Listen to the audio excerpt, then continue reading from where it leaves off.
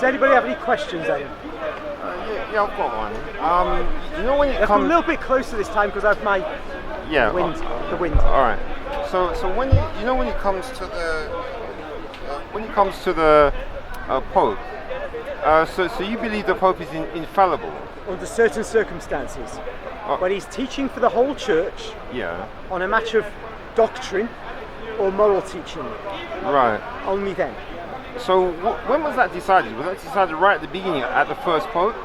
No, it's implied in the early Christian writings that, of course, if a Pope just talks to his friend who's by his side and says, I think bread is better dark brown than lightly baked. And he'd say to his friend, would say, I've just had some lightly baked bread and my wife doesn't think much of it. How can this be true? And say, I didn't mean that as a kind of infallible teaching. It's a common thing, a common understanding that when the Pope is teaching for the church, that's when it really matters. Right. Now, then it becomes formalised at the First Vatican Council, 1869 to 1870. Oh, right. But it's been the teaching throughout.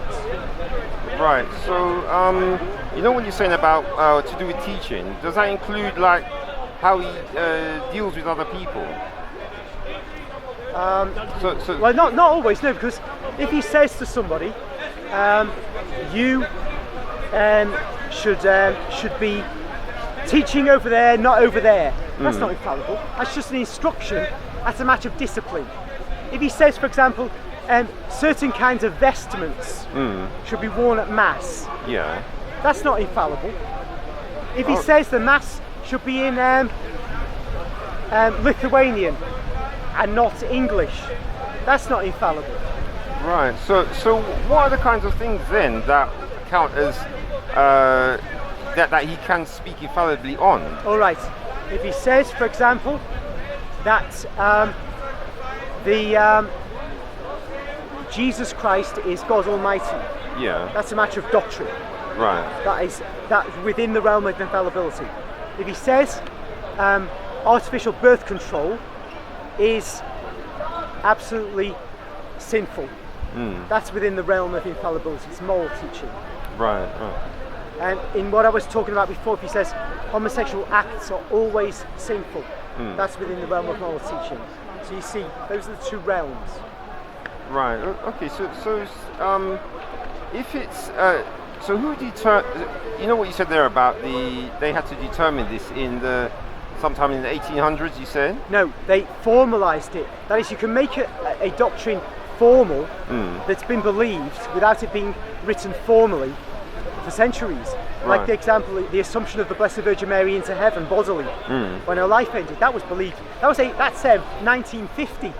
But to think that my mother, who was born before 1950, didn't believe it, it'd be crazy. She believed that, but it's formally there in 1950. Right. You see what I mean? Yeah.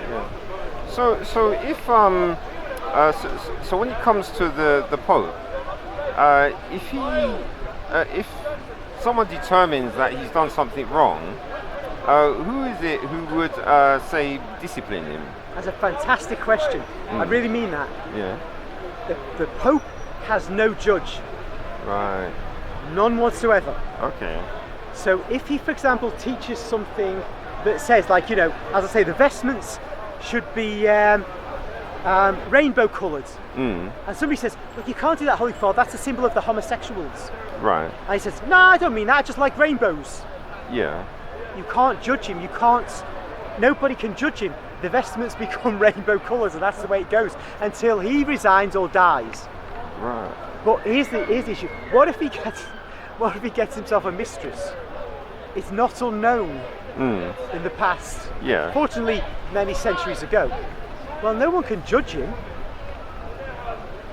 What if he does? What if he gets into political intrigue? Can't judge him. Right. God, the Lord Jesus, established this system. On the internet, I've commented, people who are Catholics are very aggrieved at things that are going on in the Catholic Church right at the moment. Yeah. I say, look, be aggrieved, nothing you can do about it. Zilch. Here's why. Jesus set up this institution, and it's iron plated. It's iron plated, 6 feet thick. It's impenetrable.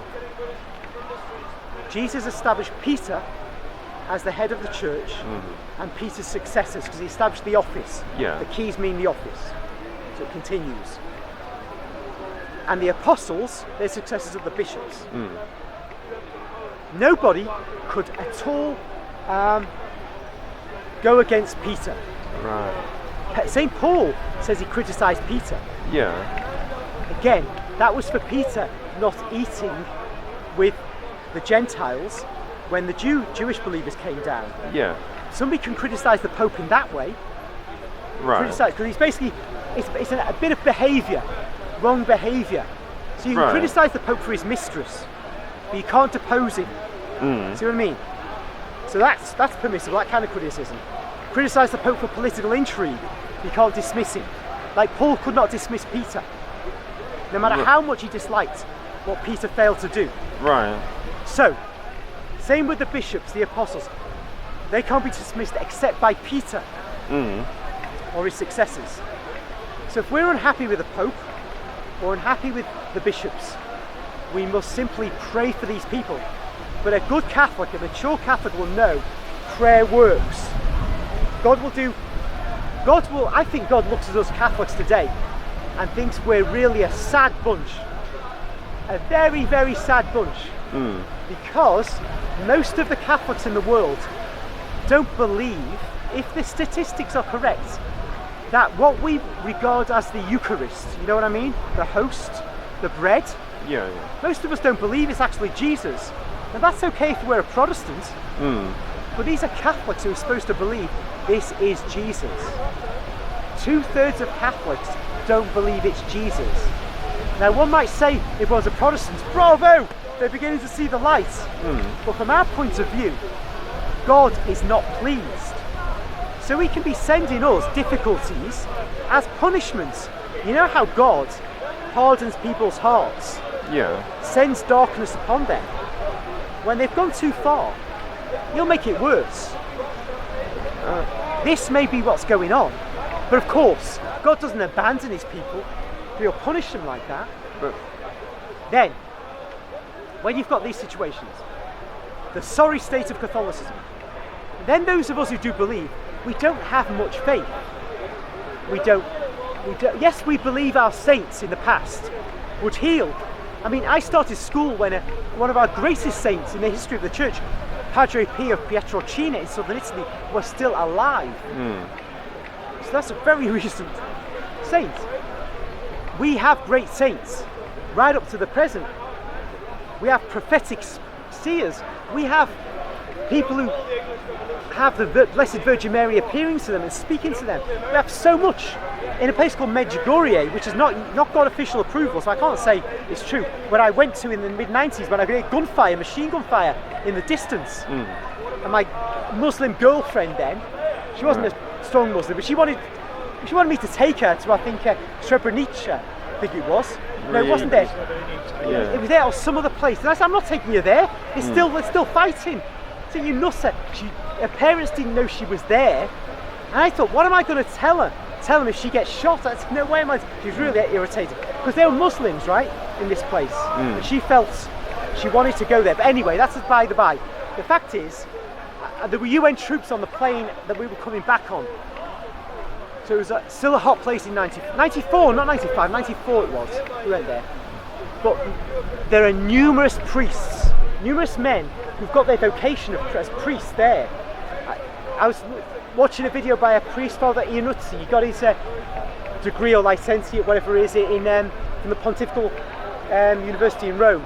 And he's a doctor of mystical theology, amongst other things.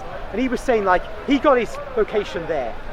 And he knows the numerous priests who got it there. And I've watched videos of priests who've experienced amazing mystical encounters there. So I can't say it is true, but it's astonishing things that are going on there. So we have tons of stuff going on, not just there but elsewhere. So I think what we don't do as ordinary Catholics is take hold of this and know the power of faith in the Catholic Church uniquely. Other churches don't have this, don't have what we have.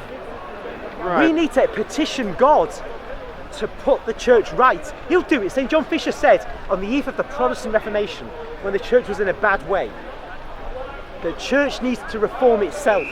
If it doesn't, God will. Right. And he did.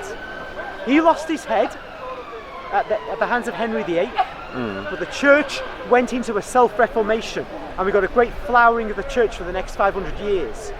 And we took South America, we took much more of the world, and we deepened the faith amongst Catholics. This is a hard lesson God gave us. We have it in our hands to reform the church through the power of God given to us by God, through prayer. Go on. Right, so what is it, what you're saying about the majority of Catholics aren't doing the right thing? So If the word this world will be paradise, there are 1.3 billion Catholics. Yeah. So what is it that the majority aren't doing right then? Firstly, most don't go to Mass anymore. Let's Right. start. So they don't receive the sacrament, the superlative, the apex of life on earth. The sacrament, the Holy Mass, the centre of which is the Eucharist. And when they're there, the ones that go there, 2/3 of them don't believe, in the West anyway, I'm not saying Africa or Asia, in the West, 2/3 don't believe it is Christ himself that's there. Right.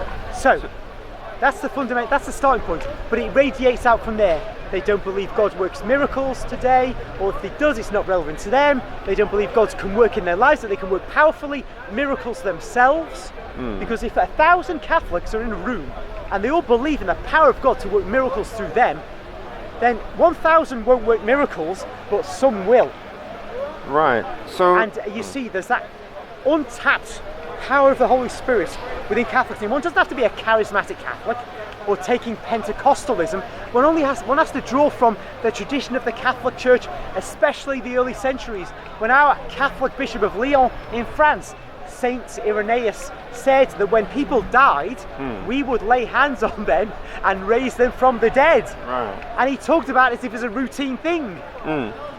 We can dispense with our useless NHS, which sucks our money up and delivers the worst outcomes in the Western world, according to the latest Civitas report, official.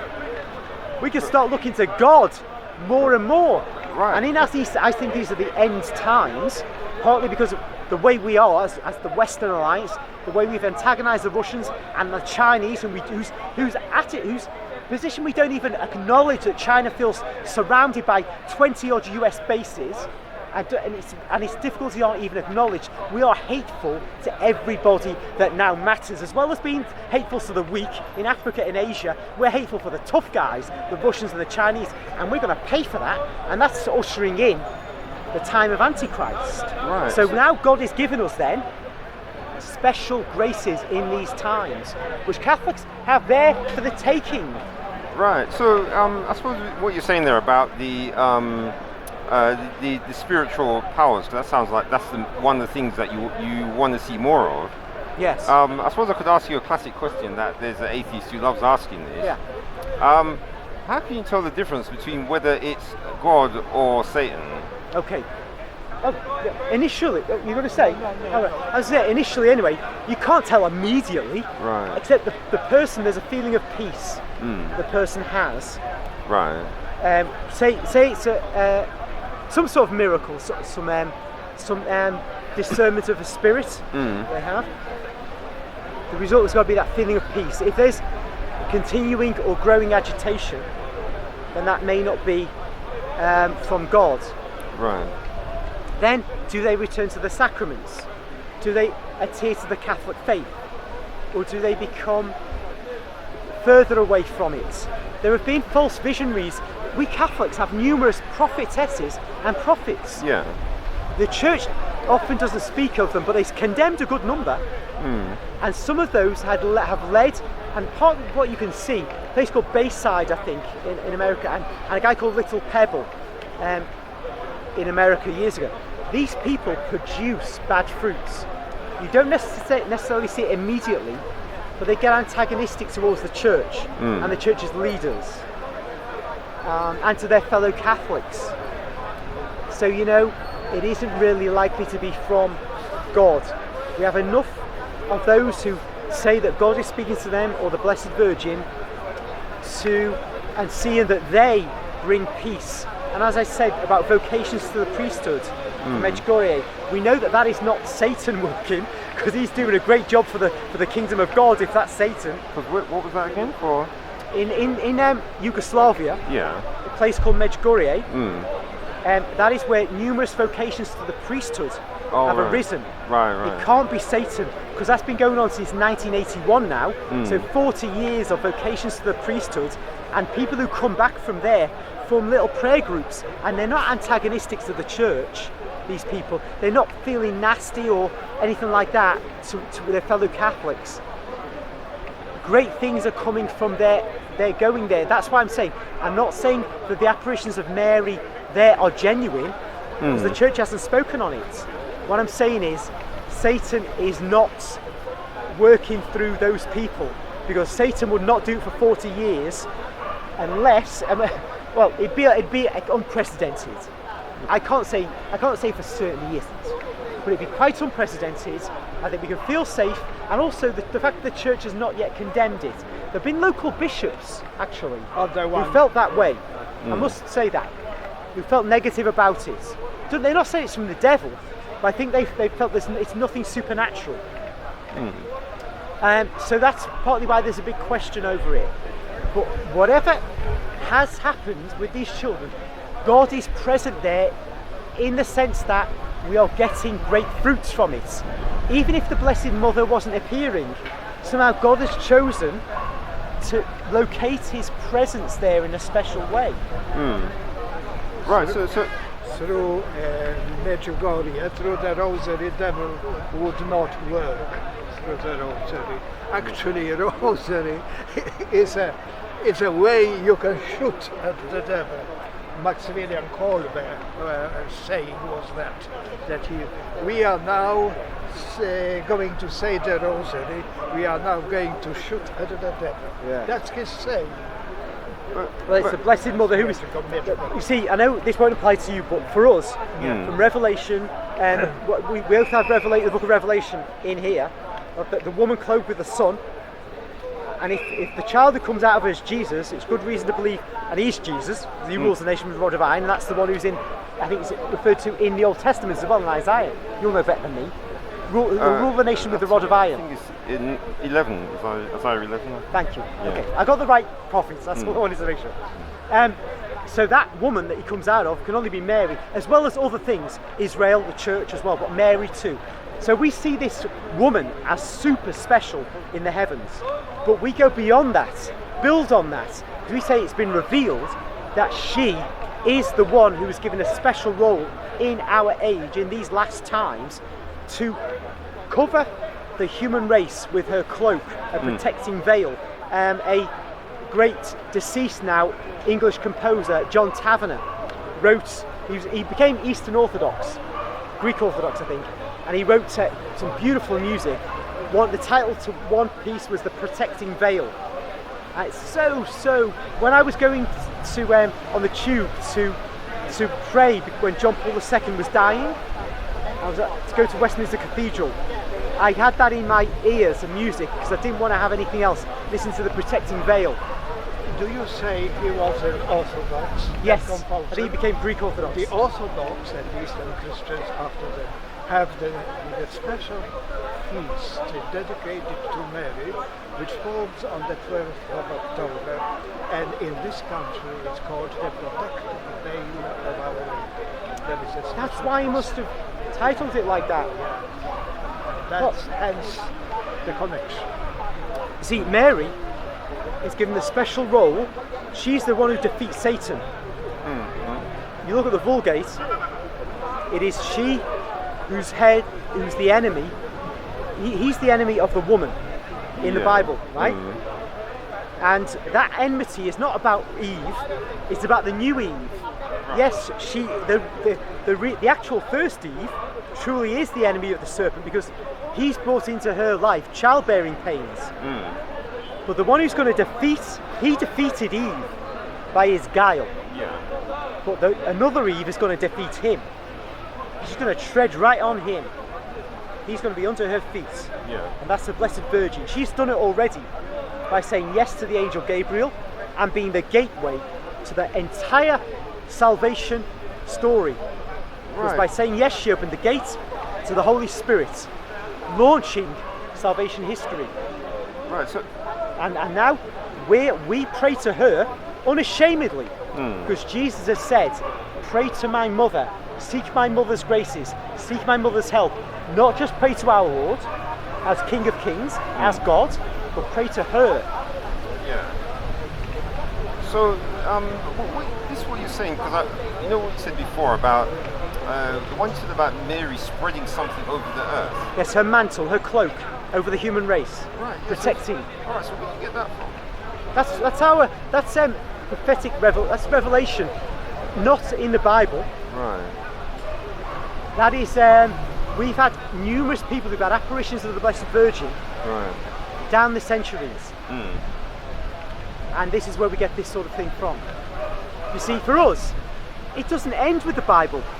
Right. Public revelation ends with the death of the last apostle. But that doesn't mean God stops speaking to us. God speaks to Catholics in every generation. It's not you have to just open your Bible. Most people can never read the Bible for the last 2,000 years. Well. And tell me where. No, I was saying, but that was the fault of the Catholics for using the Latin, wasn't it?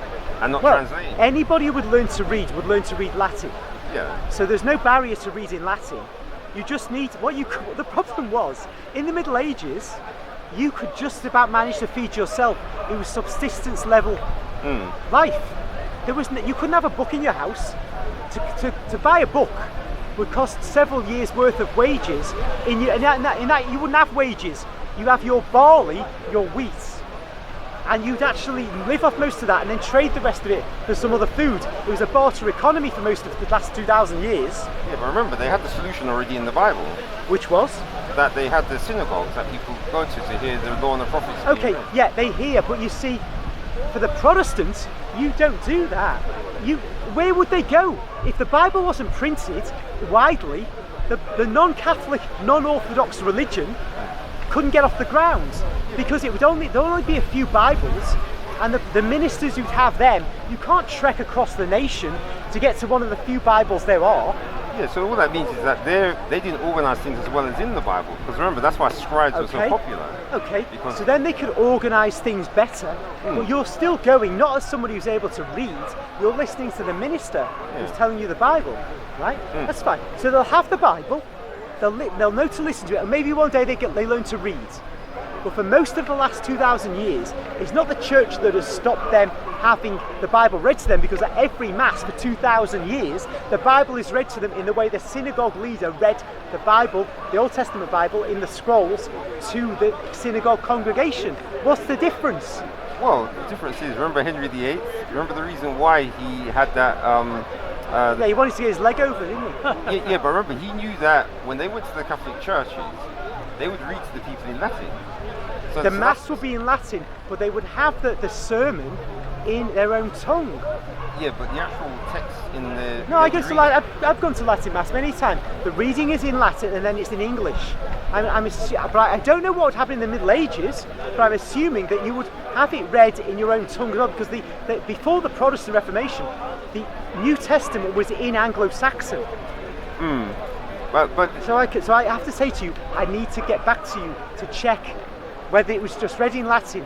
But if you say, well, if it wasn't read in English, in the native English tongue, that's bad. But think about this: if the people can't read and the priest wants to deceive them, he'll read from the Bible pretending to read. He'll read any old nonsense he wants to read. It doesn't matter whether it's in English or not. He'll read any old nonsense in English. No, they said he would read it in Latin. Yeah.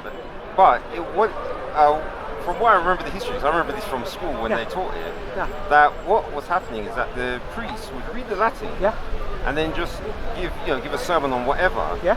But you see, Henry VIII, because he wanted the divorce, there were certain specific parts of the Bible that he wanted the population to be able to know about, which weren't being taught by the Catholics. Yeah, but he was distorting the meaning of them, because as I said, he wanted a bit of hanky-panky with another woman.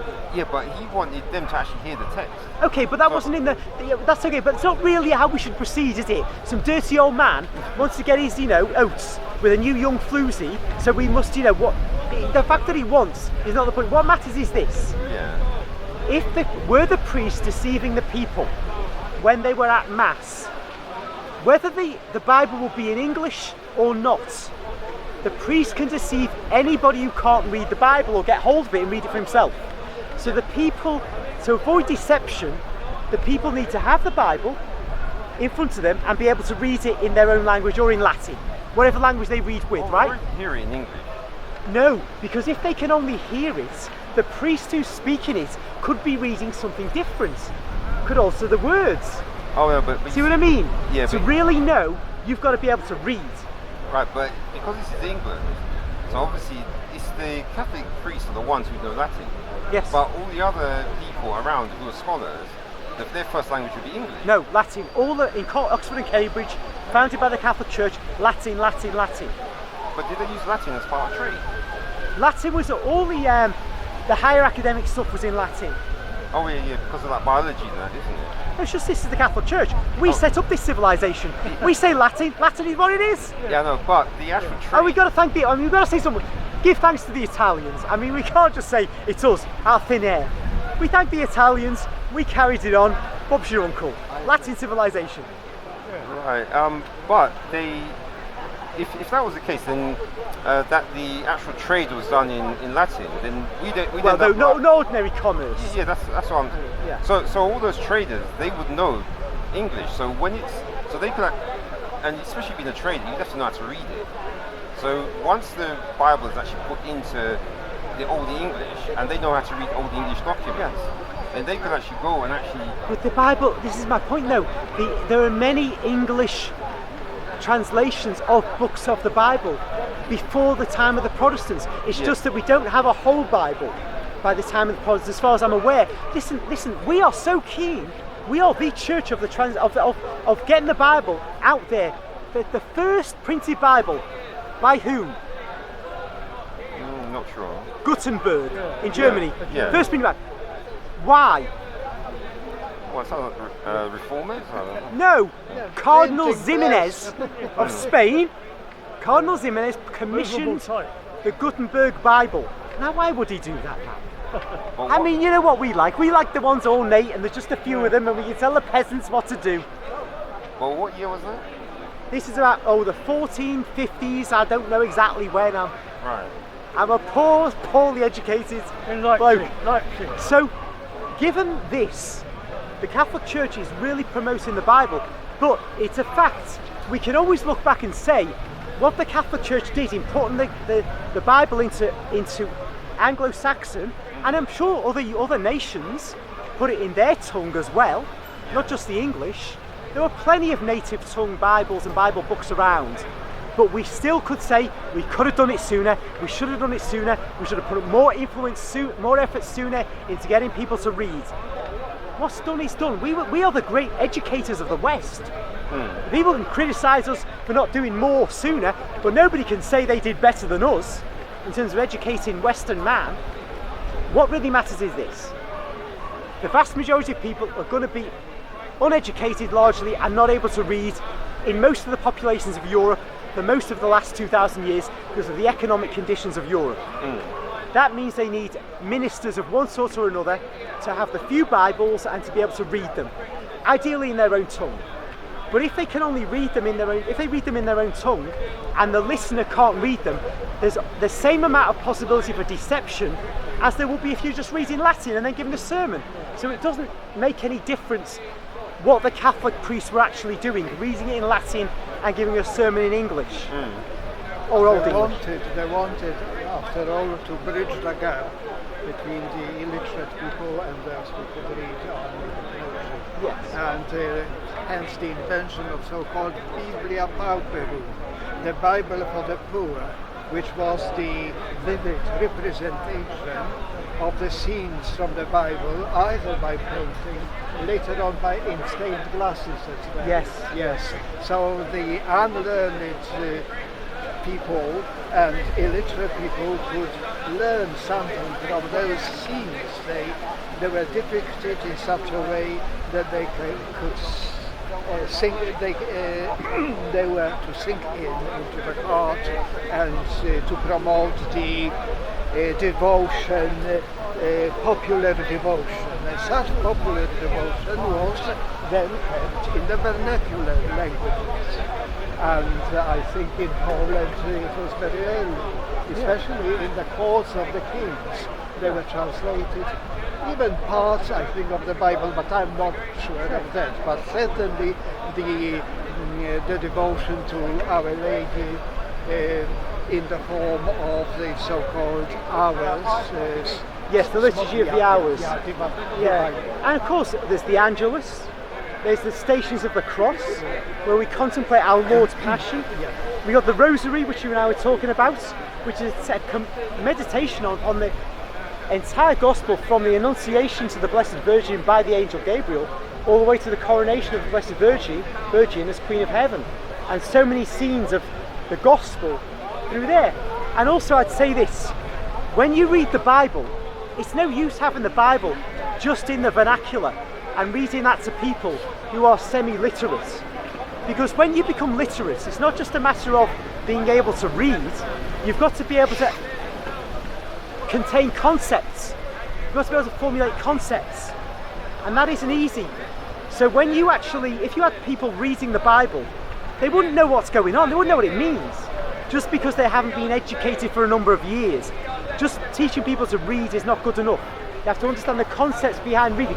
You could not for a minute understand St. Paul, nor sections of the Gospel, without a quite deep education, which only in the last 100 years people have had.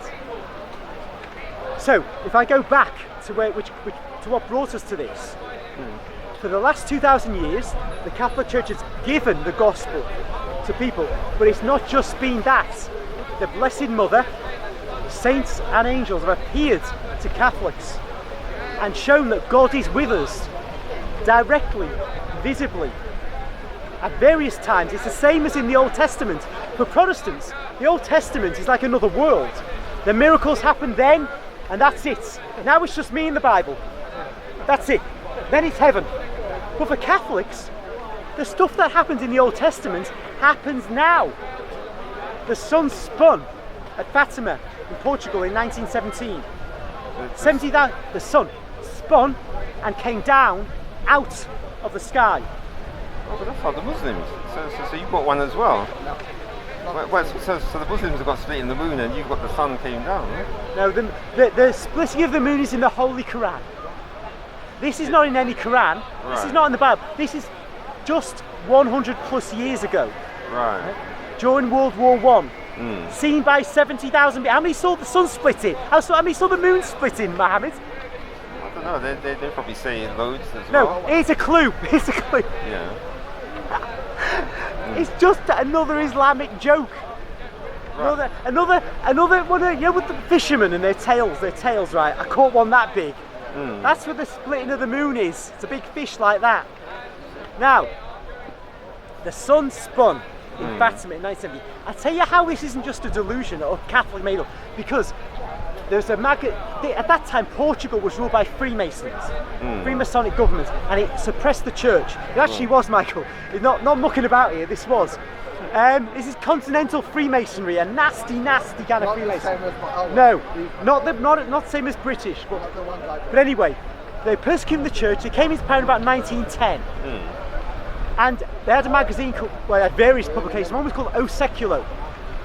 And the deputy editor there had been putting in these kinds of anti-Catholic articles throughout from May 1917, when the three peasant children who said they were seeing the Virgin became known. In Spain or in Portugal. Oh, it's Portugal, right. So, the deputy editor of O Seculo came to Fatima in October the 13th, 1917. Why that date? And why did 70,000 other people do so as well?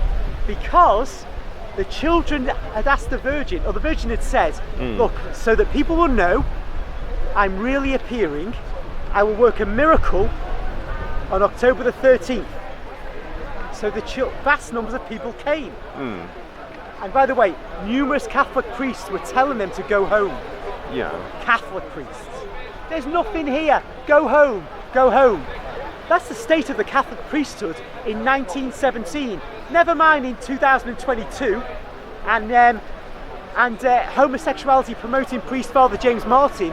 The rot has gone all the way back to 1917 and before that, when priests were not even willing to believe that the Blessed Mother could appear. Anyway, that's the priests saying go home to the people. They wouldn't go home. They told the priests to go and sling their hook. Yeah, yeah. Then you got the police. The crowd's too big, but they were harassing the people because they're Masonic police. October 13th. People say they see the sun spinning. The deputy editor of O Seculo converts to the Catholic faith. He says he's seen the sun spin. Right. This is an anti-Catholic, professional anti-Catholic, and he wasn't the only professional anti-Catholic. People also some distance away said they saw this. They weren't even there. Right. Now, obviously, it's God making an optical illusion, or the devil.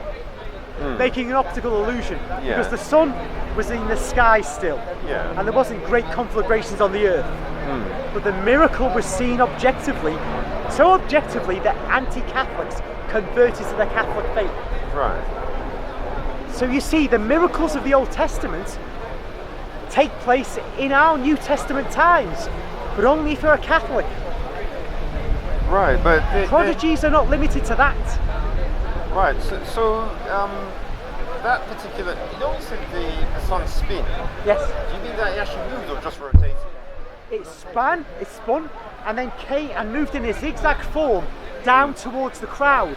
Oh. And people started screaming and sighing because they thought the sun was going to come at them and kill them.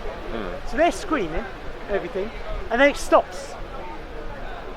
And still spinning, it goes back to its position, and when it was spinning, loads of different colours were coming off it. All right.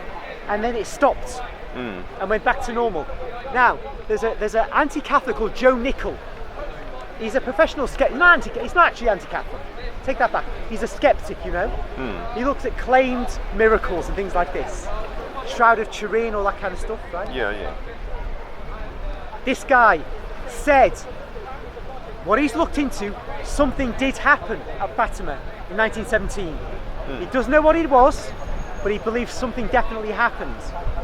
So that gives you at least the handle on a skeptic saying something objectively happened.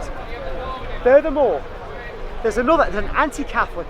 Well, he's a Protestant, but I shouldn't say he's anti-Catholic. He's not a friend. He's not a Catholic. He's not like committed to the Catholic faith. He's called Thomas Horn, and he's written loads of books about very interesting stuff. Like in his book Petrus Romanus, he's looking at the prophecy of the popes given by Saint Malachi 1,000 years ago. Another prodigious thing in the Catholic Church. Right. And he computes from there that Pope Benedict would resign in 2013. Okay. No, 2012 he said he'd resign. Yeah.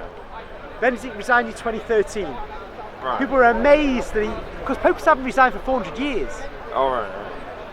But he's working on the basis of Petrus Romanus. Sorry, the basis of St. Malachi's prophecy in his book Petrus Romanus. He just computed the average papacy, the average time span of each papacy. Yeah. He came to this notion. I don't know whether he said he'd resign or would die in office, something like that, or he'd cease to be Pope in 2012. Right. He's written other things as well, very interesting stuff. But he said, Thomas Horn said, he thinks what happened at Fatima was extraterrestrials. Okay. Now the point is not whether he's right about extraterrestrials, it's this non-Catholic saying something happens, objectively speaking, in 1917 at Fatima. Yeah. what I want the takeaway to be, amongst other things here, is that 3 uneducated peasant children told the people of Portugal to come to this place on October the 13th, 1917, and they would see something, a miracle. Yeah. The fact that that actually happened, whatever that thing was, shows that these children were really in communication with some entity. Right. The question is, what was that entity? Right. Because well, it did something when it told them it would do something. We say, because what happened from that was huge numbers of conversions. I mean, the Fatima events led to a vast increase of the Catholic faith through the first half of the 20th century. It was really huge. People formed what we call a Blue Army. And you see, the devotion to God would not go on and on increasing, again, in a sense of peace without antagonism to fellow Christians, go on for half a century because of those events, if it was not from God. Because Satan would be bringing people for half a century to heaven. People would reform their lives. Right. So you know these miracles. The reason and other things you're saying that you think are spiritual. So you're saying that the reason why you think they're from or feel they're from God is because of the good things that have happened from them, or the good things that are spoken of in these in these apparitions, I should say. Like say if Mary came down, she'd say something like good. Is that what you use as a judgment? Okay, no, because the devil comes disguised as an angel of light, as St. Paul says in Galatians, right? Yeah. So, the devil does appear to Catholics. There was St. Magdalene of the Cross, I think, and I apologise to a holy saint if she is called St. Magdalene of the Cross, and I've got it wrong here. There's a Spanish nun, very infamous, in the reign of King Philip II or King Philip III of Spain. She began having apparitions of Jesus and the Blessed Mother, I think. And this went on for years. And everybody thought she was wonderful. And the king himself spoke to her, or communicated with her in writing. I can't remember how it was. Yeah. Towards the end of her life, strange things began to happen. And she was brought before the Holy Inquisition. And under questioning, she admitted that when she was a little girl, this nun, when she was a little girl, a handsome youth appeared to her and told her he wanted to sort of spiritually marry her. Okay. And that she would need to give her soul to him. Right. If he would do this. And that he promised her all kinds of fame, everything like this. Yeah, like a rock star, isn't it? Okay, and she said yes. Right.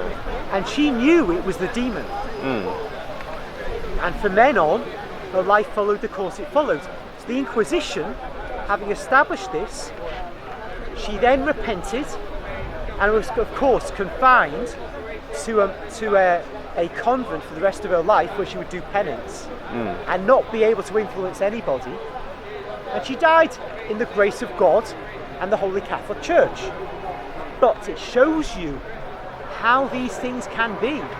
There can be a long period of seeming good fruits. There can be. So the Church is very careful. Now the Holy Office, the Holy Inquisition, has been replaced by the Congregation for the Doctrine of the Faith. Right. And that tests these claimed apparitions. But it doesn't do it immediately. It takes its time. So there are things that are said which are obviously false. Listen, I've got a set of books by somebody who was quite famous a few years ago, about 10 years ago. Her name was Maria Divine Mercy. She was an Irish woman. She said that she was in bed one day, about 2010 or something like that, or 2012, and from her alarm clock, she woke up about 3 o'clock, and images began to come out of her alarm clock, various saints and angels and stuff. And then she began to receive messages, and this all got put in books called the Book of Truth, because they got the Book of Truth in the Book of Daniel. I think it's a book that stays closed. Things are sealed in the Book of Truth, in the Book of Daniel. Oh yeah, and at the end, isn't it? Yeah. So this is that book, allegedly. and it's all about what's coming in the future. It's about the Pope, it's about the world. I've got several of these books. So I was curious because she said, or God, or Jesus, whoever it was speaking to her, said to her that Pope Benedict will cease to be Pope, he'll flee the Vatican in 2013 or something like that. And of course, his papacy ended early 2013. She said this in 2012. She said it a year before it happened. How did she know? Well, could be a guess. But here's something when I was looking all around for all this stuff, because she got actually exposed by an Irish newspaper. Right. Because her name was, her identity was secret, and they found out who she was, and they discovered it was all like she was making up stuff. Right. But I found stuff was being made up because I looked, prophecies were given, things were supposed to come true at certain times, and they didn't. Yeah. So that was it. I got the books, I demonstrated it was false, but still, here's something interesting. Somebody said they were at some meeting and she was there, and somebody asked her a question about something in the church, in the Catholic Church, right? And she thought, she listened to the question, this is Maria Divine Mercy. Yeah. Listened to the question, then looked down and began writing. Okay. Writing, non-stop, very fast. Yeah. And went on for a few pages and then stopped. Now that to me says there was a spirit in that woman. There were spirits influencing that woman. Because this guy, he was astonished. You can't do that. Unless you're writing gibberish, and this was not gibberish she was writing. Right, yeah. This was serious stuff. So what was happening is, as happens with many of these claimed mystics, in the Catholic Church and outside of the Catholic Church, a demonic influence is making them think it's Jesus or the Blessed Virgin, and they roll it along and get Catholics on board as much as possible, and just muck about with their faith and start coming out with all kinds of strange stuff and unsettling the person's mind. That's the kind of stuff Maria Divine Mercy was doing, producing unsettling stuff. And that's kind of how you get the impression maybe this isn't genuine. That's how you get the initial impression. But as the Bible says in Deuteronomy, you'll know a prophet's false when his prophecy doesn't come true. The demon always seems to want to just go ahead of himself. Why did this demon, or Maria Divine Mercy, if she was just a fraud, why did she say something's going to happen later this year, in 6 months' time? Why wouldn't you and I, if we're crooks, keep it vague? Keep the money rolling in, keep it nice and vague. That's what I do. Yeah. Because nobody can show I'm wrong. The demon, though, wants to tell you a date, and I think that's why in Deuteronomy God said that's how you'll know a false prophet. They will trip themselves up. The demon he's not just a false prophet, it's a shyster. He's got possible spiritual influence, but the spirit wants to go as far as it can, and it goes too far. Right. That's my view. That's my take on Deuteronomy, right? Back to these kinds of situations, the likes of Maria Divine Mercy. The local bishop condemned Maria Divine Mercy. To me, it's false. Bishops have condemned other so-called seers. Some bishops have been neutral. Some are waiting for Rome to decide. Right. The Bishop of Medjugorje sent it to Rome in the end, for Rome to decide. And they're waiting on Rome, but Rome probably won't decide until the apparitions end. And I think they won't end until the end of the world. To be ending according to one of the seers. Because they mostly have got 9. Most of them have got their 10 secrets, and others have got their 9 secrets. And so there's only 1 secret to be given to each, and then the general apparition ends for each of them. Right, yeah, because each seer was to get 10 secrets. So the daily appearance stops once you've got your 10 secrets. So 2 of them still have 1 secret to go. But they get apparitions occasionally. Yeah, not so often as it was, at 20 minutes to 6. Right. All of them. Okay. Yeah, but now it's But you see, in the Protestant world, you don't have the Catholic bishops as a cover to assist. You get somebody who's saying God spoke to me. They say it all over American Christian television, and they make a load out of it, don't they?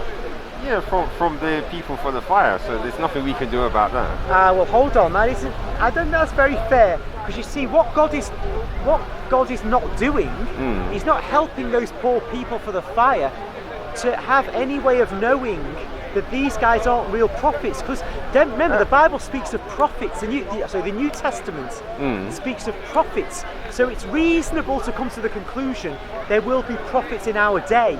Then you get some guy on American television saying he's a prophet. How can you know, in all fairness, if he's not? Well, God's given the biggest answer so far. Did you predict that COVID was coming? And if the answer is no, he's not a prophet, isn't he? That's true. And you know, you can tell, people for themselves can tell some of those false prophets. Kenneth Copeland, the richest Christian on earth, I think. No, I think it's a Nigerian guy. Oh, is he now? All right, okay. Yeah, I think he's been for a while, actually. All right, because Copeland's been at this game for decades, so I thought maybe he's...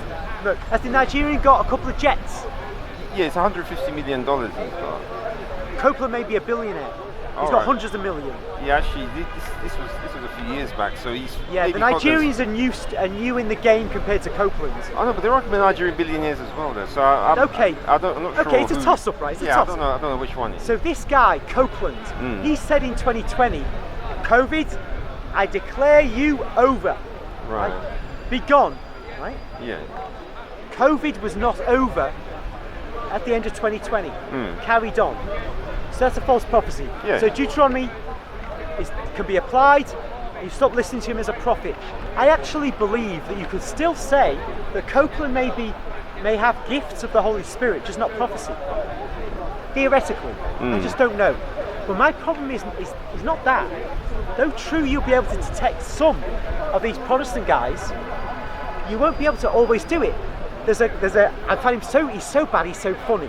A Protestant guy called Mike Murdoch says, there's nothing as beautiful as a $100 bill.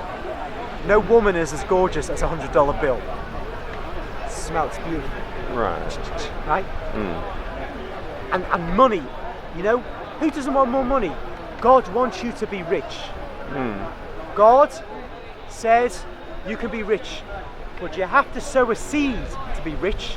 Yeah. You sow $10, God will return you tenfold, 100-fold. That means $100 or $1,000. So if you sow a seed of $100, even more. But what I found, and he says, broke the back of poverty was the $1,000 seed. If you sow into my ministry $1,000, God will enrich you beyond your wildest dreams. So of course, people in a difficult situation do give to these guys. And I've seen Protestant people say, my mother, we got nothing from the inheritance because she'd have loads of money, but we found out she was sending it to these evangelists. The whole inheritance gone. But who is to say they're wrong? There's no overarching Catholic Church for these people. No appointed ministers of God. Use the Bible. You interpret it perhaps in a better way than they do. And there are Protestants like Justin Peters. Have you heard of Justin Peters? I've heard the name, but he's paraplegic. He's smart. And there's others like John MacArthur, very intelligent men. They come down on this. And the point is, they're men interpreting the Bible just as you are. What people need is to be in. You see, you say the Bible, but it's not an interpretation. Okay. Imagine the situation. A person who's not as well versed in the Bible as you are, because I think you're a smart guy and you know your Bible. But imagine an ordinary person. For various reasons, they might work a lot of hours every day, and they might not be the smartest pin in the pincushion, right? Yeah. It just happens, right? They got it, but they want to follow the Lord. They have a Bible. Well, firstly, it's difficult in many areas. We know that. Many areas are simple. Many areas difficult. A lot this, if you try and apply yourself, you can get the meaning. But then a guy comes on television and directs your understanding to certain verses. if you're not in a church, or worse still, you're in one of these prosperity churches, you're done for, aren't you? You're like the alligator's got his mouth open and your head's in it. Bam, you're done. Yeah, but I don't know if but there's a reason why, you know, when I said about the people for the fire, yes, there's actually a reason why I said that, because it's to do with my experience of different churches that I've been into. And one thing I've learned is that, you know what you're saying about the people being deceived by these pastors? Yes. My conclusion from actually trying to talk to people is that it's actually what they want. Okay. Because I've been, like one church I've been in for quite a few years, and I don't like go in, I still watch it online, but I don't go there. Because literally, you could say, I don't know, a third of the people there, I've spoken to them directly. And what I found happened... KICC? No, this is just a church in Croydon, it's not. It's a Sabbath church as well. All right.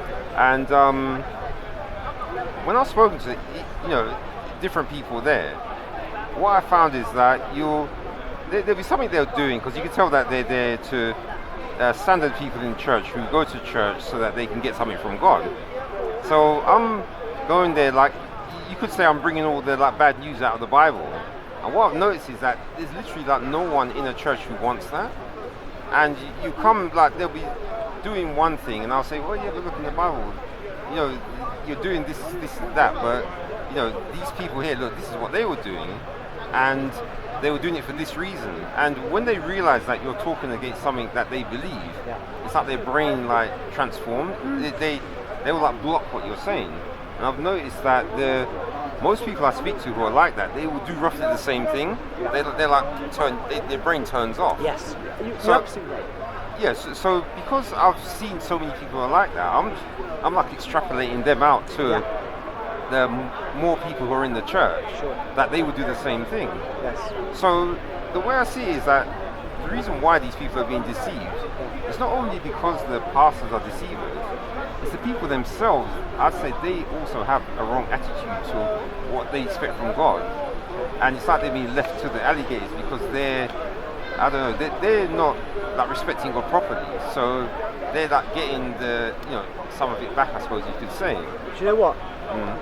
I'm more kind and sweet and gentle about this. These people, remember, people are sheep without a shepherd, or they're sheep with what in the old way we used to say is an idle shepherd, a wolf.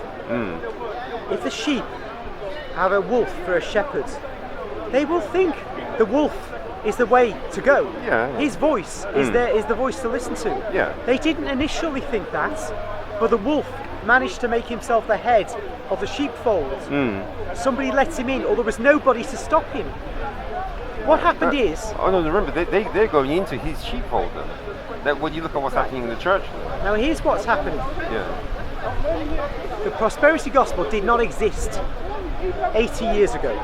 It was the invention of someone called Oral Roberts. Right, yeah. May have had its antecedents just before him, but I bet before World War II never existed. Most Christians, Protestants, Christians, thought that to go to heaven you must try to be good and be prepared to suffer and be poor if necessary. But I was just going to say, I think the prosperity gospel is only when the people had spare like savings and that. So if it was a time where people were working and savings, then the prosperity gospel wouldn't work. What you say makes sense. But nonetheless, the situation was people were not subject to these wolves then. Then you get into the 1950s, people who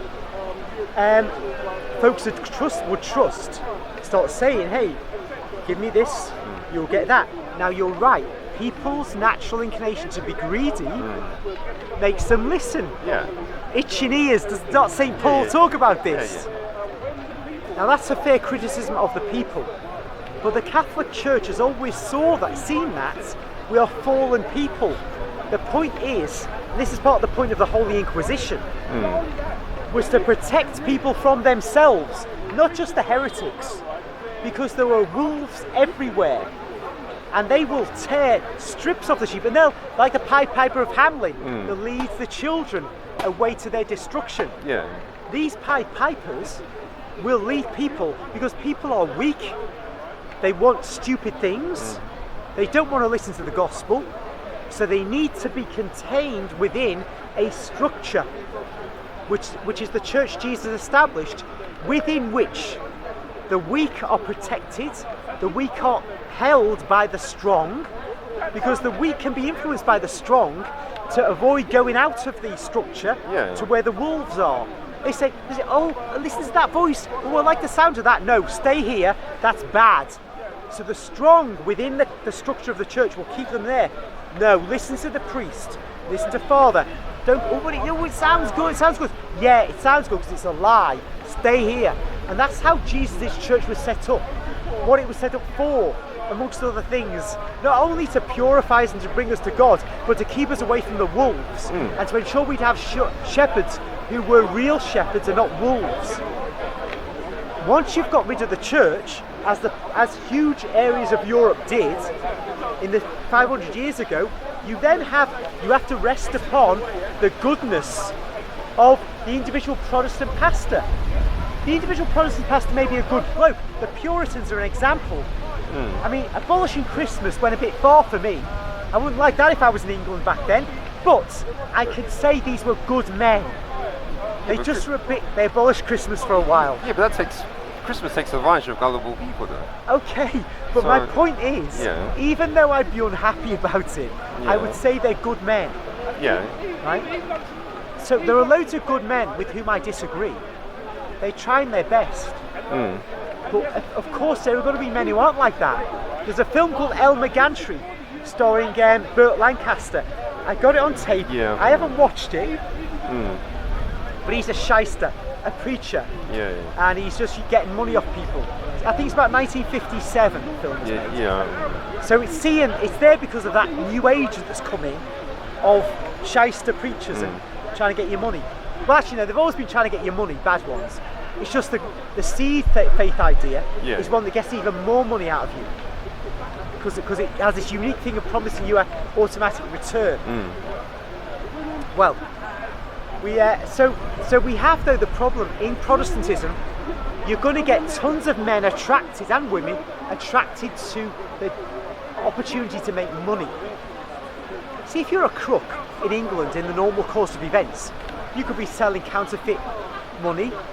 You'd be giving counterfeit money to people. You'd be siphoning petrol out of their car. You could be selling them dodgy goods. You could be stealing from a shop. There's all kinds of ways to be a crook. But if you're a preacher, the police aren't going to touch you, and you can make loads. It's voluntary, so they're volunteering the money. So religion is going to attract the worst kind. That's what I think Muhammad was. It goes back a long way. Absolute shyster. Well, that's if he existed. That's if he. Well, let's say a prototype Muhammad existed. Okay. I know exactly. Not saying there was an actual man like that, but that kind of thing, he's indicative of. So what we've got is shysters throughout Protestantism, and there's no control. So the sheep, who otherwise would have been Catholic, but for the Protestant Reformation and protected from the wolves and from themselves, are completely naked. It's like there's a sheepfold, the Catholic Church, and they're outside of the sheepfold, all over the place, being savaged by these wolves without any control of the wolves. In the book by Umberto Eco, The Name of the Rose, William of Baskerville, it's 20 years since I've read it, 30 years, so hold on. William of Baskerville, who's a Sherlock Holmes figure, a Franciscan priest. The hounds. He goes to a remote Italian monastery in the Italian Alps because there's murders going on. And he talks to the abbot. The abbot's a Dominican. So there's always rivalry between the Franciscans and the Dominicans. This is the 14th century. And Baskerville describes the church to this Dominican prior. He says, we have the sheep. That's the Catholic people, Christian people. And at the head, the shepherd, the Pope.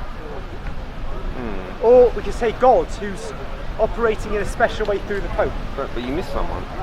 And around, this is important, around the sheep, because every shepherd has this, the dogs. And the dogs are the troops of the secular power, the emperor's troops. Right. The Catholic civilization was one in which we have the shepherd, which is the priesthood, and we have the state power, the dogs, to protect the people from the heretics, the wolves, who would savage them. But how can troops do that then? Simple. Yeah. If a heretic is operating Yeah. in an area of Christendom, you go send preachers to change the people from their error and to try to convert the heretic. But because the heretic preacher is probably stuck in his ways, stubborn in his heresy, you send troops to arrest him and to bring an end to the heresy. Pope Innocent III sent troops, or instructed the power of the time to send troops into Languedoc in southern France to destroy the Cathar heresy. So that is the role of imperial troops in Christendom. And I do not feel any embarrassment by that, any shame. We are in a country now which is completely devoid of Christendom, and Protestantism can do nothing for it, because we have strong Protestantism in the United States, but still that is a dying nation. Without Christendom, we are a dying nation and a dying civilization. What we need is Britain, the United States to revert to the Catholic faith and to use their armies as enforcers of the Catholic faith, failing which we will have this absolute catastrophe of a destroying civilization, a self-destructive civilization. Right. So if that happened, like you said, and the Catholics did have control of the armies in some way, do you think it would be corruption-free? No. Right. Christendom was never corruption-free. But in Christendom, we never had homosexual marriage. We never had abortion. We never had blasphemy against our holy Christ. You've got that in the BBC, but not against Muhammad. I thought it was only the Holy Spirit that is death sentence. They blaspheme everything that's holy in this country. They have artists who blaspheme in the most disgusting way. Well, that's the French. Not just the French. Oh, did you hear everywhere. Everywhere. Under the pretext of freedom of art. Yes. Freedom of expression. Have you not heard of Piss Christ? Yeah, I've heard some of those. It's a crucifix in a vat of I heard that. urine. Yeah. That's what they are. I tell you, and I could go there and smash that thing and then be arrested. You're like a Muslim then, because that's in Sharia. Oh right, listen, the Muslims are not as hopeless as sometimes we might think. It is right and proper to be enraged and to seek to tell blasphemers they must not blaspheme. Just because they wrongly think Muhammad is a prophet doesn't take away from my point of view from their zeal, their quite proper zeal to destroy what is blasphemous. Don't think for a minute that the trash, the godless, the God-hating trash of the Western world are going to change their ways by sweet talk. Yeah, but remember, Jesus is returning. He ain't going to return with a dove and a box of chocolates. It was chocolates in the Old Testament. The dove was. Jesus, you know he's going to return, and it ain't going to be pretty. Because the godless will not change. Now there are some amongst the godless who will. It's a fact. God will turn the hearts of many. But there's an iron, hard class of godless people who are orchestrating the destruction of the West. Never mind destruction of Christianity. I mean, what on earth could be the use of saying men can marry or drag queens can read to kids in school? What can be the use of that? What can be the benefit of saying kids can have blockers to stop them becoming males? Going through puberty. What could be the sanity of that? It's all communist, stroke nihilistic, stroke atheistic. No, it's just like self-destruction. I was going to say, if you make people feel that they're free, they make better slaves. So that's what they're doing to those people who they say explore yourself, because they say explore. Who's the they? Who's the they doing that? I want Satan's people. Because it's not. It can't be any rational leader of the state, because the state is weakening through this. Imagine if you're Bismarck back in 1870, you want to make a strong Germany to deal with the French, or to deal with whoever your enemy is. No nation would do what we're doing. we're weakening ourselves. We could be a mighty nation. By 19th century standards, we could be, but we're not even doing that. Never mind God, never mind the Catholic faith. We're just becoming insane as nations. The Yanks are the same. They're destroying their nation even while China is growing. It makes no sense, but it isn't about sense. It's the demon. Yeah, but I think they obviously have to check their numbers, because I think the reason why they're pushing all these, the LGBT and things like that, is they're essentially troops to fight against the Christians. So the more children they can get into that sort of strange way, they will then become enemies of the. That's true. So I think they're mostly troops to come against us, essentially.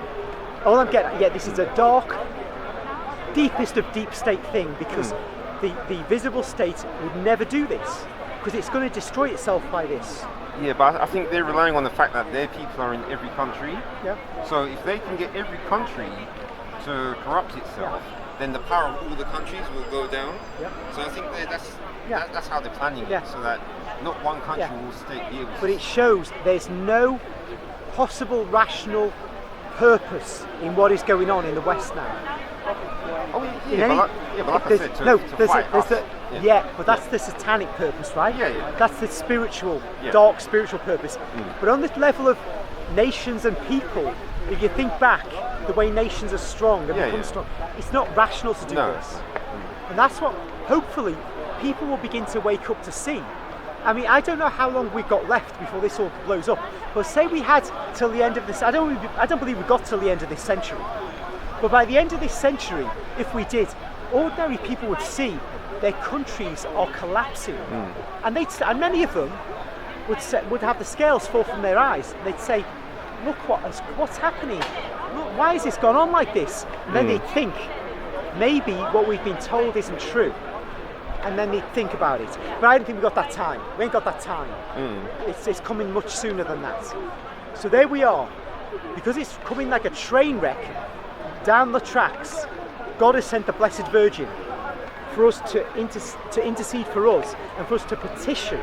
Now, the Protestant folks aren't going to join us in this. They will in the end, when it's close to the end. But we've got to do it now. It's our job. Even the Eastern Orthodox, they can do it to some extent, but they don't have the prophetic activity that Catholics have. And so it's really a job for the Catholics, I think, above all. But I still don't get, why is this concentration on the Blessed Virgin? Yeah, you might ask. Because what we say is, we say to Jesus. Yeah, because Jesus has appointed the Blessed Virgin, Queen of Heaven, as a special emissary to help mankind through these final times, and she is the one who will deal with Satan. Right. She will crush your head. Okay, so since that's such an important belief, is there any official documentation and the time, and any indication of the time when that came into force? No. This is Catholic prophecy, and so this is not official Catholic teaching. Oh. I'm saying this in terms of the things that I think. For example, when we talked about this place called Medjugorje in Bosnia, Herzegovina. Right. Yeah. That's been going on 40 years. When I can prove there's a prophetic element here, absolute cast iron proof, because after I'd left university, my girlfriend then, I was going back to see it, and her friend, a doctor doing medicine, she gave me a Sunday Times article, Sunday Times colour magazine from 1985. He said, "Oh, Phil, I thought you'd like this," and he had on the front of it one of these, Ivan, one of the seers from Medjugorje. And it was a whole article about Medjugorje. So this is Sunday Times magazine, 1985. I've still got it, treasured it, and it says that in 1981, June the 25th, 1981, the Blessed Mother first appeared to the kids. As they were kids then, and in flames, in letters of flame in the sky at night, the word Mir appeared, Serbo-Croat word Mir, which means peace. Mir means, Like the space station. Yes. Now, what? Like the space station? No. Oh, yeah, probably is actually. Right. The space station called Mir. Yeah. So you see this is what they saw. But the Virgin said in this article, treat June the 26th, treat the next day as the day my appearances officially began. Well, that's 1985. Communism still rules in Europe. So that's, I've quoted from 1985. In 1989, of course, communism begins to collapse all over Eastern Europe. But in 1991, I think. Now this is Yugoslavia in 1985. So it's made up of Bosnia, Herzegovina, and Croatia. That's Croatia. Croatia on June the 26th, 1991, seceded from the Republic of Yugoslavia.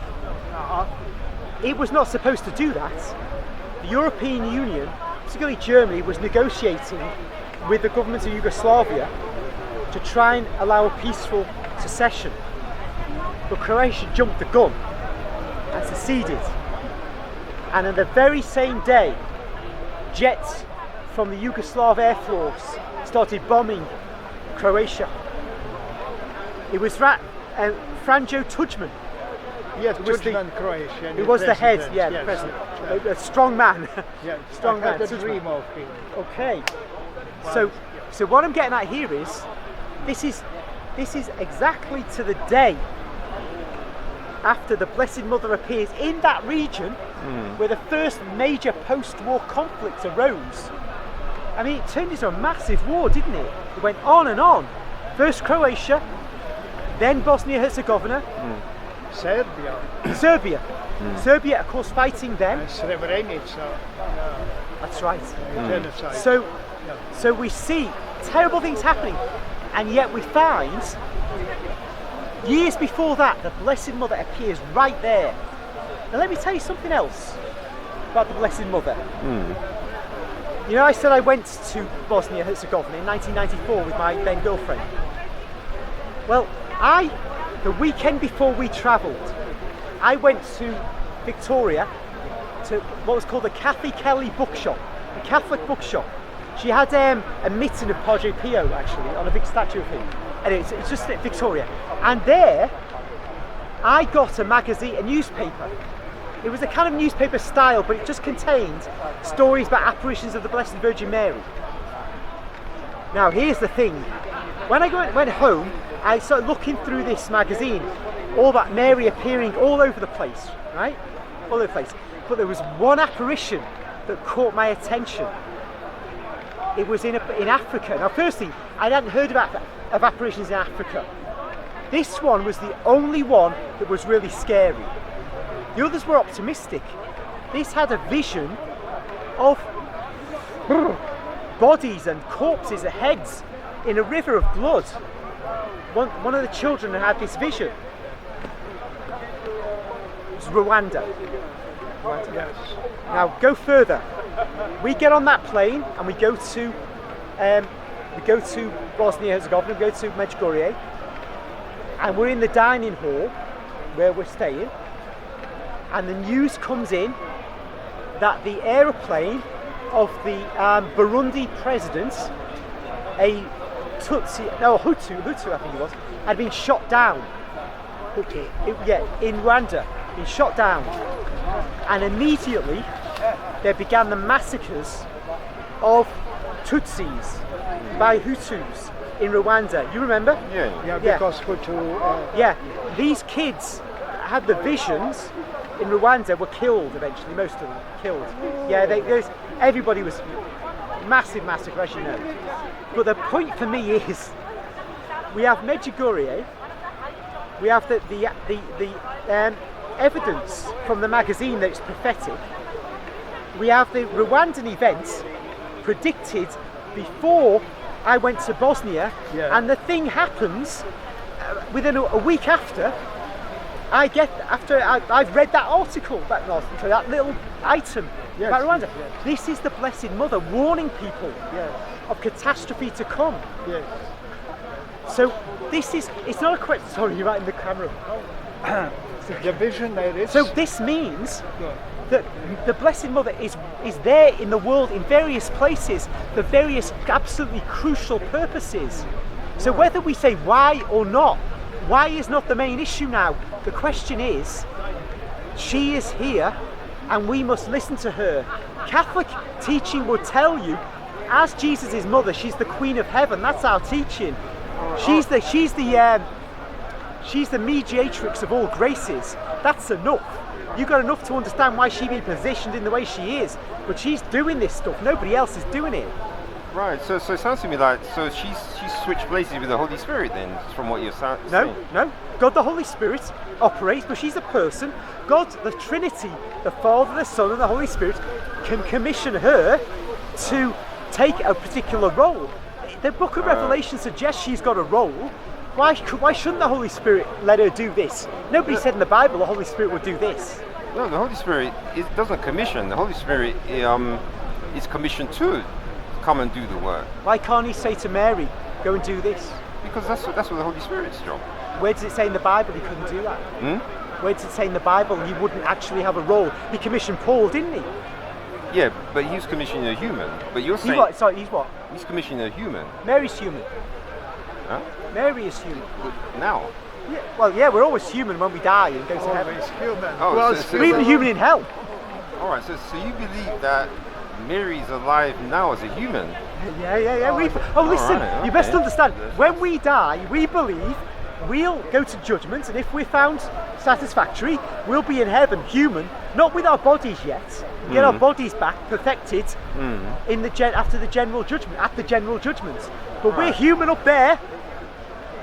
So perhaps you and I have not got this clarified over the years. Right. And now we've got it clarified. She's human. Like Paul was sent by the Holy Spirit, Mary is sent, but from heaven down to us, and she's operating. She's doing a thing. Right. No, I didn't know it was that. Okay. Right. She's human with her body in heaven now. Yeah.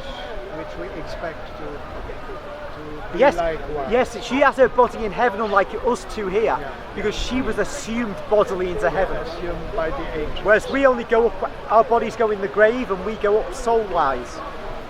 Yes, that's the famous dogma from the year of 1950. So all right. So you believe that you're going to be raised with a human body? Oh yeah. We ain't gonna get no Martian body. All right. So I don't know if you want to read this. Is 1 Corinthians 15, 41. So there is one glory of the sun and another Glorified body. of the moon, and another glory of the stars. For one star differeth from another star in glory. So also is the resurrection of the dead. It is sown in corruption, it is raised in incorruption. It is sown in dishonor, it is raised in glory. It is sown in weakness, it is raised in power. It is sown a natural body, it is raised a spiritual body. There is a natural body and there is a spiritual body. So it is written, the first man Adam was made a living soul. The last man Adam was made a quickening spirit. Howbeit, that was not first which is spiritual, but that which is natural, and afterwards that which is spiritual. The first man is of the earthy. The second man is the Lord from heaven. As is the earthy, such are they also that are earthy, and as is the heavenly, such are those also that are heavenly. It's quite long. I think I get the point. Yeah. You read this? No, we had this conversation before. Well, last year. Yeah, we were or maybe about, even 22 notes last year. It was that was to do with Jesus being true. Human. Well, you read that to me then. I remember. I want to let you know that I listened to what you say. Yeah. I remember. So you believe that this spiritual body is talking about is human? The spiritual body is human because it can't be a dog's body. It can't be a cat's body. Here's how it works. Right. When I die, if we don't actually go into the millennium, if there is a millennium, so that's another topic, right? Yeah. But if we die, our bodies go into the ground and rot. Our souls go to heaven. And the general judgment, we receive our bodies back. But don't think that at the general judgment, I'm going to think, by gosh, I've been down there for a long time, I need some fish and chips. I need a jam butty. I need a donut. I won't have my cravings. My body will be a spiritual body. Yeah, that's not human. So it is human. It's human spirit. No, human is it's the flesh that's called human. But Jesus went through walls and doors. His was a spiritual body, but he could eat. Yeah. So I can have jam donuts. I go through walls. Oh, yeah, I can have it all, but- and I don't get fat. Yeah, I don't but- get heart disease. Yeah, but remember when they came to Abraham, they ate as well. With the velocity of speed, with the velocity of the light, you can speed up to Abraham's womb, for instance. Oh no. What I mean is, the 3 men that came to see Abraham. Yeah. So they ate. Yeah. So there is obviously some way in which they can eat food, even if, because you couldn't say that those 3 were born on Earth. No. Yeah. So but they could still eat. Yeah. Yeah. So they, if they weren't born on Earth, then they wouldn't have human bodies. Okay, I see your point. The fact that you can eat doesn't. But it's they had a body. They had an actual body. Yeah. Now my point is that. Well, I think we should actually stand back from this. You can say it would not be a human spiritual body. You can't speak of a human spiritual body. It's just a spiritual. But we say that spiritual body is human. It is this body transformed. Yeah, that means it's not that body anymore. If it's transformed. No, it is that, because he will get his body back. I will get my body back, transformed. Like you go to a workshop with your old car, you get it completely refurbished. Yeah, the same engine. Yeah, it is. But that's just by way of analogy. Chassis. What you do is, let me try and think of a better analogy. You might get a computer. You could change the hard drive. You could change the RAM. I've done that with my old computer. Still the same computer, right? Yeah. I could even change the motherboard. Still the same computer. I've changed the screen, so it's still the same computer. I mean, you can actually change a whole host of things in a physical object, and it's still that thing. It's a question of identity. What remains? How much change can you make in a thing before it ceases to be that thing?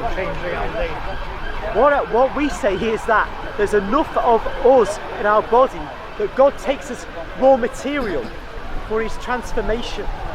He's changing our motherboard, he's changing our RAM, he's changing our hard drive, he's changing a whole load of things, but there's so much there still that we can know our body is our body. Yeah, but if they're right in the ground, that all the hardware is gone. Oh dearie me, hold on a minute. Yeah. The Lord God collects the atoms from the various parts of the universe. No, that wouldn't work, because because people share atoms. Remember, people who die, those atoms from the dead people go into the living. Yeah. So if that can't be happens, then what will happen then? God will recreate an exact duplicate of the atoms that are missing. Okay, but that sounds like you're using Greek philosophy to fill in the gaps there. What matters here is Yeah. not to say whether my approach to atoms and God creating atoms is correct.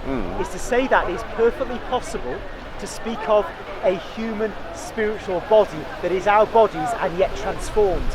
Maybe God does it the way I said. Maybe he doesn't. Maybe he does some different way. But it's perfectly reasonable to speak of that, and therefore it's perfectly reasonable to speak of the Blessed Virgin Mary being sent by the Holy Spirit to earth to do what she's clearly doing, as I've outlined. But there's one thing about that. Remember you were saying about the atoms? Yeah.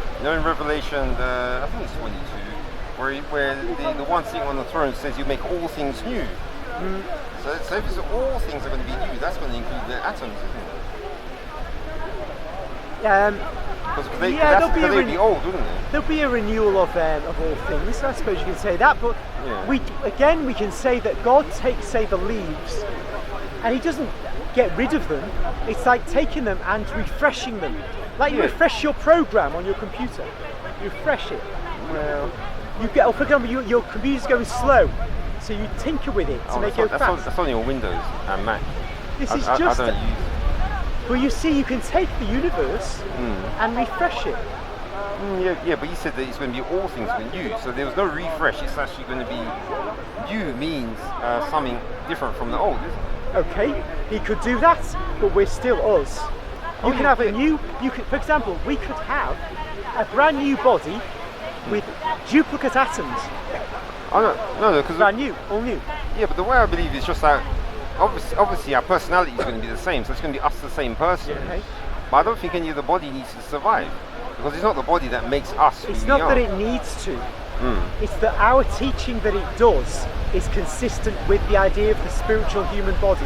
Right, okay. So, right. That consistency doesn't make us right. Yeah. The only thing that makes us, you see, everything I say could be a load of baloney.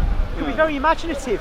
I always say to you, well, always, but I always imply in what I say to you, what makes what I say right is that I'm giving you Catholic teaching. Yeah. I know sometimes I'm going beyond Catholic teaching to illustrate a point, but the teaching that we receive our bodies regenerated is Catholic teaching. Right. And that's perfectly possible in the all made things new context. Yeah. But it's only true because the Catholic Church teaches it, because the Catholic Church was established by Christ. Right, but I suppose you couldn't give me a textual source for that, or like a, No, and in fact, it would be a waste of time, because that would be suggesting that I need to do so, and that would be suggesting that the Protestant premise has some validity. That is, that things must be found in Scripture. Yeah. And that is absolutely unknown for the first 1,500 years of Christian thinking. Right, well, but remember the Bereans though, so they were like the Protestants then, as you say, because when Paul spoke to them, they went to the law and prophets to check what he was saying. So, yes. So that would have happened in his time. Yes, but you couldn't know all of Christianity by searching the Old Testament. Yeah, but remember that Paul preaches Jesus and the kingdom of God from the law and prophets. But if you can't know everything from the Old Testament that constitutes Christianity, then being the best Berean in the world, you're still going to have to look to the teaching of the apostles. Yeah. And once you have to look to the teaching of the apostles, you're in Catholic territory. But the interesting, but when we read about the Bereans, it seems like they didn't need that. But it seems like all they needed was just the law and prophets. No, because Paul was talking about a specific thing. I can't remember what it was now. What was it that he said? Well, he was talking in a synagogue, and they were listening. Yeah. I think, the main thing he was preaching was always Jesus, wasn't it? You see, the law and the prophets don't tell you that Jesus of Nazareth is the Messiah. They don't actually tell you that. Oh, You have to kind of take the context of what the apostles say, and then search the scriptures and see that he comes at the time Daniel prophesies. He bears the features that the Messiah would have, and that those features which apparently don't match to him, or to match to him are the second coming. Yeah. And so with the matching the Old Testament with the apostolic preaching, then you know it's Jesus. So the Bereans searched the scriptures in the context of what Paul was telling them. And that's okay to do that. Because that's, in my view, searching the scriptures in the context of what the Catholic Church was telling them. And that's what every man has to do today. Search the scriptures in the context of what the successor of St. Paul is telling you. Right, but when it comes to, if we find there's a conflict between what the Bible says and what the Catholic says, there never can be. There never has been and never will be. There's an apparent contradiction in the minds of Protestants, but you've got to remember, for the first 1,500 years, nobody anywhere, nobody called themselves a Christian ever, except for some wingnuts every now and again, because you always get them. But nobody was saying, this fundamental Catholic teaching contradicts anything in the Bible. Then 500 years later, then 1,500 years later, the idea of the Protestant religion pops up, and they say, oh, the Catholics contradict this, the Catholics contradict that. How come all this wasn't being said 1,500 years ago? Well, because what was happening to the people. So they just became smart in the Reformation. No, but did the Catholics allow people to just live happily and have their other beliefs? First thing is, for the first 300 years, the Catholic Church wasn't in control of the Roman Empire. Not to any extent. It was never in control of it anyway, but it had it as an enemy. So firstly, the other type of Christians, the true Christians, could have written all kinds of stuff. You know, the Gnostics. They're too poor. Tons of stuff. I've got tons of stuff at home by these loonies, Gnostics and others like that, Valentinians, all these characters. And in fact, our own Catholic writers refer to them and what they taught. I've got a big book called the Nag Hammadi Library, which has all this junk in it. But where's the Protestant stuff, the true Christian stuff? It didn't exist. Nobody was teaching what Protestants today say. So that's the first thing, the early centuries. Then, when the empire becomes sort of Catholic, well, you still have people who disagree with the Catholic Church. You have the Arians. The Arian heretics became very popular with the emperors for a time. Yeah. So their writings have come down to us. And you go on to the Middle Ages, before the Protestant Reformation. There are other characters, not so many. But you see, there's plenty of time for Protestantism to have made its position felt. Long, long before Luther. I mean, if we find a Protestant, sure, we'd want him arrested. Well, yeah. You know, Luther would have gone to the guillotine, not the guillotine, would have gone to the flames if we'd have got hold of him. That's a fact. Yes. That doesn't mean it's right. I'm saying that's the way it would have been. But there were plenty of men who could still, down the centuries, escape. Luther escaped the church. So why didn't the men in the similar circumstances before Luther do the same and get their writings out? Yeah, but there was plenty. The point is, Protestantism was simply unknown. It was not even in the mind of any Christians, not even in the heretics like the Arians or the Gnostics. It's a pure 16th century West European invention of Catholics who were discontented with aspects of Catholicism. That's all it is. It's pure made-up stuff. But you realise that the way, you know what you're saying, that about the history of the church is only what comes from the Catholics. No, it's people. Loads of non-Catholics write the history of the last 2,000 years, and they write Protestants as well. They write secular history. So they write history of the church, and they're secular historians. All right, but we don't hold this. It's not like we've determined it. We've burnt everything else, so people can't get at the documents. No, people have. There's tons of stuff. I'm telling you, absolutely tons of stuff which goes against Catholicism. Right, but do you know of any libraries in Africa? Big libraries. So that's the thing. So even with all what they're doing, then they're just not documentation people. So they get on with whatever they're doing. Oh, in Africa?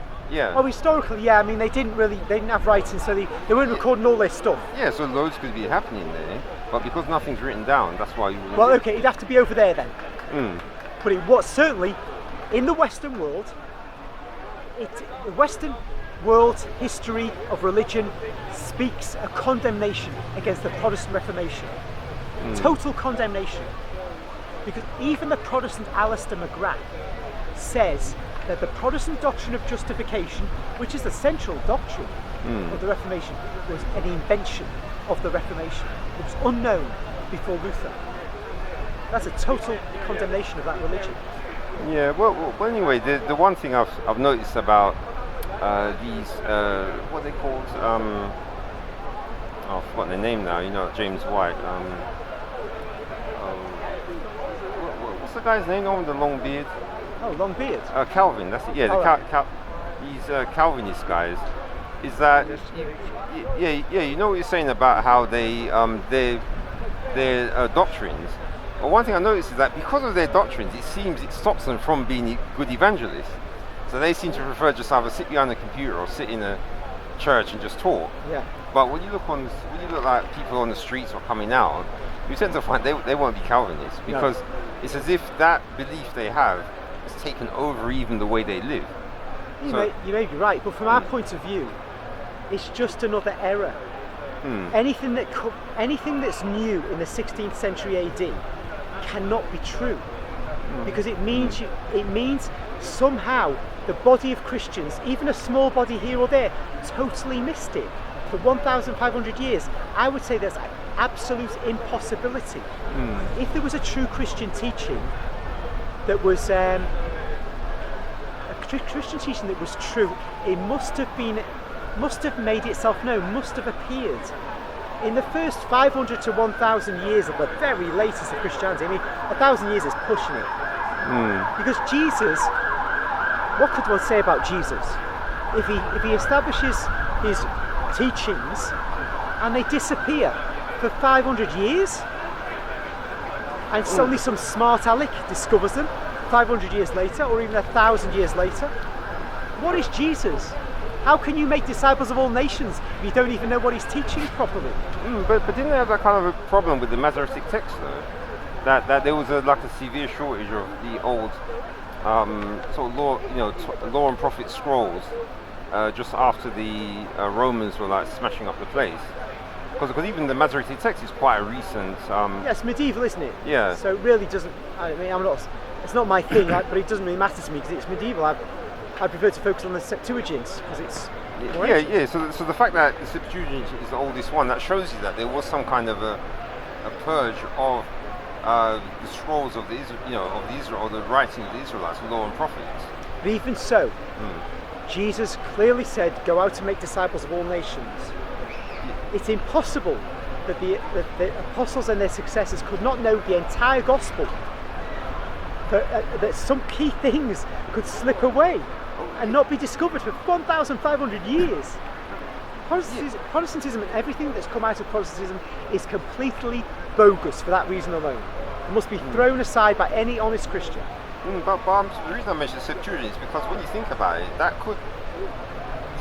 what happens with that could have happened again, because the fact that you end up with the latest thing being just the Septuagint, that means some sort of wipeout had been done on the Hebrew text, if the Greek one's the only one you've got left. The difference is now, Jesus guaranteed to be with the church till the end of time. He said the Holy Spirit will lead you into all truth. There's a kind of guarantee to his teachers, they're always going to teach the truth. Yeah. That didn't apply to the Jews. Yeah, well, what? Teaching to his... but I suppose that's the other thing, is it's to do with a question that I've asked other Christians before. You know when Jesus said that to the woman in John 4, when at the well, that the salvation is of the Jews. Do you think that was only for that time, and then after that, once the Jews are destroyed out of Jerusalem, that now salvation is of the Gentiles? Here's how it is. Salvation was of the Jews. Yeah. On Pentecost Sunday, 2,000 years ago nearly, the church came into existence fully. Yeah. They were all Jews. Salvation from then on was of them. Yeah. And all those who joined them. That was called the Catholic Church. Salvation is of the... But you've been like the Muslims now, because you know how they say Abraham's a Muslim? Because the term Catholic wouldn't have come around then, would it? The term Catholic was current and well known in about AD 107, when Ignatius of Antioch spoke of the Catholic Church. Right. That, because it was current in 107 AD, must have been known, must have been in operation and use during the lifetime of some of the apostles. 107? But you said 107. 107, St. John. 107, St. John dies in 100 AD approximately. Right. St. Ignatius of Antioch was a pupil of St. John the Apostle.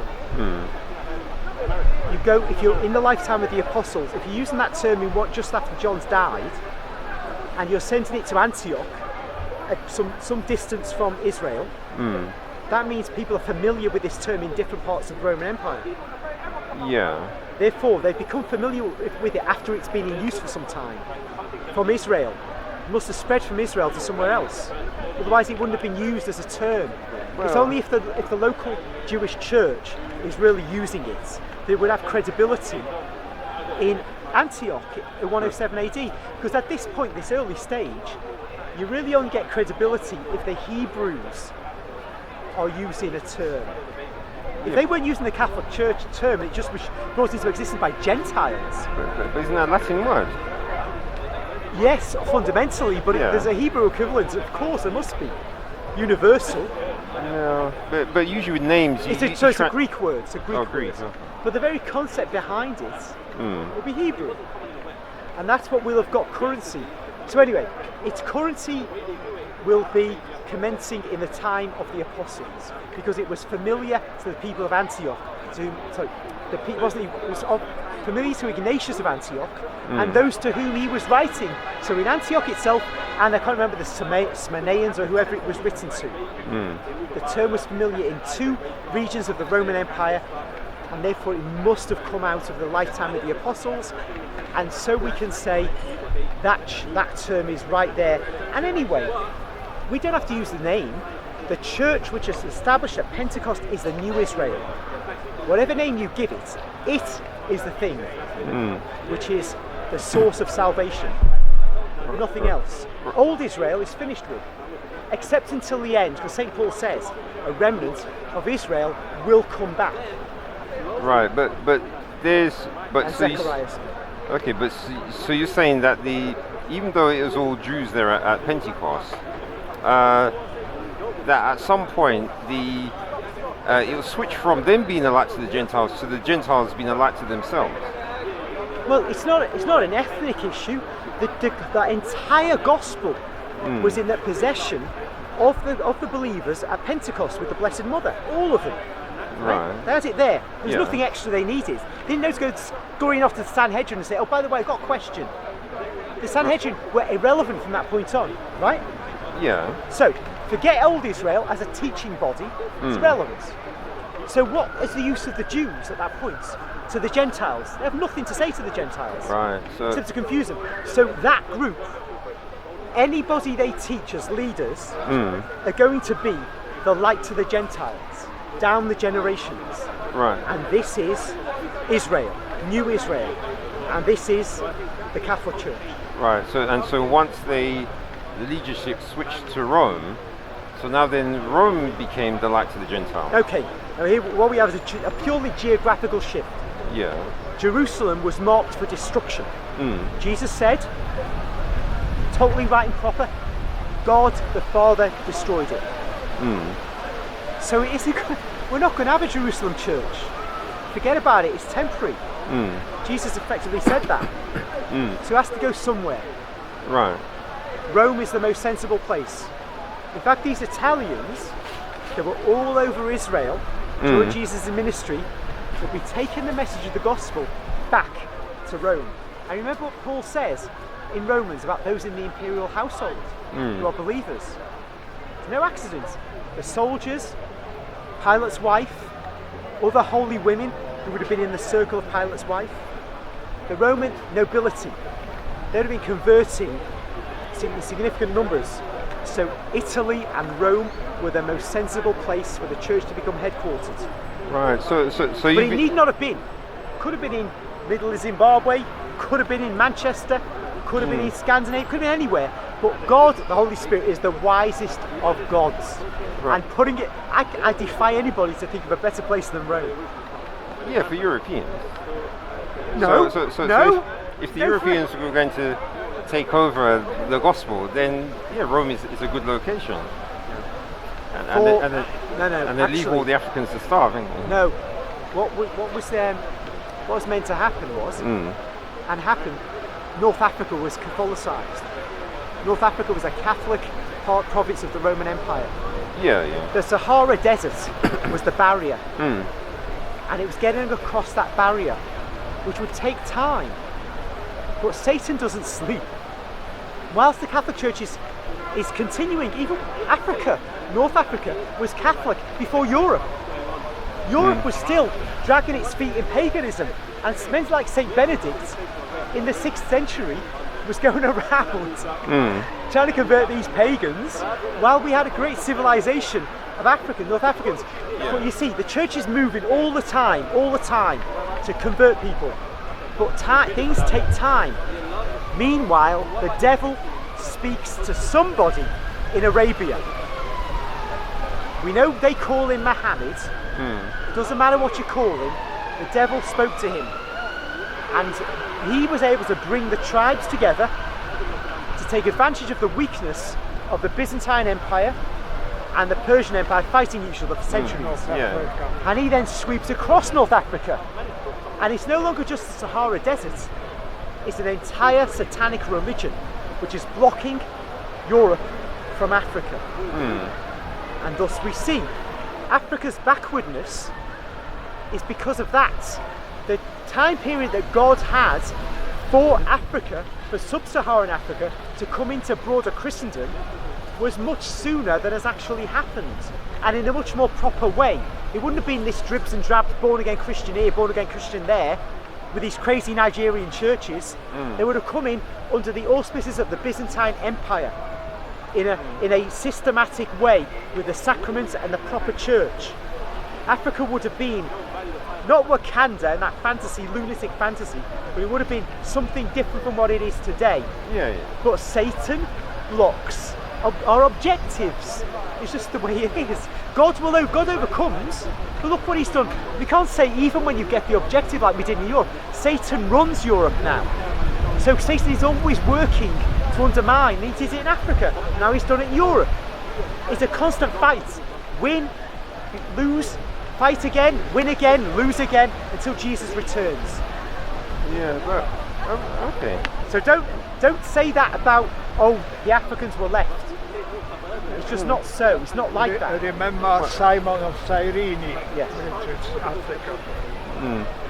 Yeah. All right then. Right. So, yeah. Right. We shall meet again. Yeah. All right. Say the creed. Say the yes.